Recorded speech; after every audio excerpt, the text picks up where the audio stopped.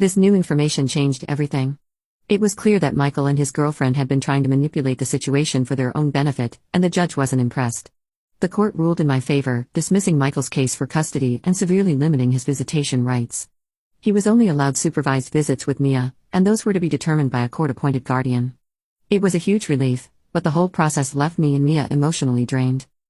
Just when I thought things were starting to settle down, I got a call from an unexpected source. Michael's younger sister. She and I had been close when Michael and I were together. But after he left, we lost touch. I hadn't heard from her in years, so I was surprised when she reached out. She told me that she had something important to discuss and asked if we could meet up.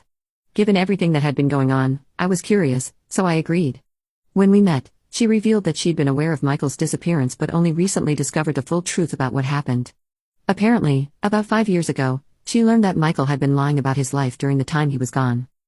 She didn't know all the details back then, but she didn't want to interfere in my life, fearing it would only cause more pain. However, after hearing about the custody battle and how Michael had been manipulating the situation, she couldn't stay silent any longer. She offered to testify against Michael in court, revealing the lies and deception that he had been hiding for years. I was hesitant at first, but after hearing what she had to say, I realized that she might be the key to finally putting an end to all of this. Her testimony in court was eye-opening to say the least. She revealed that Michael hadn't left because of postpartum depression or because he needed to find himself. The truth was far more damaging. Shortly after Mia was born, Michael had an affair with a woman he met at a bar. She was older, had money, and promised him a life of luxury if he left everything behind and ran away with her. And that's exactly what he did. Michael and this woman disappeared together, living off her savings in different parts of the country. They lived a carefree life until her money started to run out. When their funds dried up, Michael dumped her and returned home. That's when he met his girlfriend, who was no stranger to financial schemes and saw an opportunity in Michael's situation. Together, they concocted a plan to reconnect with Mia and me, hoping to gain some sort of financial benefit, whether through child support, alimony, or simply by manipulating us into helping them out. For years, I had been carrying the guilt of not being able to keep my family together, and now I was learning that Michael had never intended to be a father in the first place. He had just been looking out for himself, and Mia and I were nothing more than collateral damage in his selfish pursuit of a better life. The final nail in the coffin came when we dug deeper into his girlfriend's past. It turned out that she had discovered my recent success through mutual acquaintances. She knew I was doing well financially, and she saw Michael's connection to Mia as a potential gold mine. The plan was simple: get Michael to reconnect with Mia, establish some sort of custody or visitation rights, and then sue me for back child support and whatever else they could get their hands on. His girlfriend's involvement was purely about money, and Michael went along with it because he was desperate. He saw it as a way to regain some of the life he'd lost when he ran out of money with his last girlfriend. But the plan backfired spectacularly.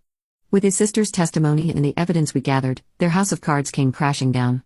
As the truth came out, Michael's world fell apart. His family, friends, and even the few allies he had left turned against him. They couldn't believe the extent of his deception, and he quickly found himself isolated. His girlfriend, who had been so supportive when she thought there was money to be made, abandoned him as soon as the plan failed. She cleaned out whatever money they had left and disappeared, leaving Michael with nothing. In the end, Michael had a complete mental breakdown. He was hospitalized briefly, and when he was released, he was a shell of his former self.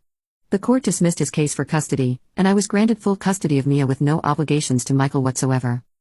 Mia has been handling all of this remarkably well considering the circumstances. She's angry at Michael for the lies and the manipulation, but there's also a part of her that pities her father. After everything that's happened, Mia decided that she wants to maintain minimal, supervised contact with him just to see how things go. I've agreed to it as long as it's on her terms and in a safe environment.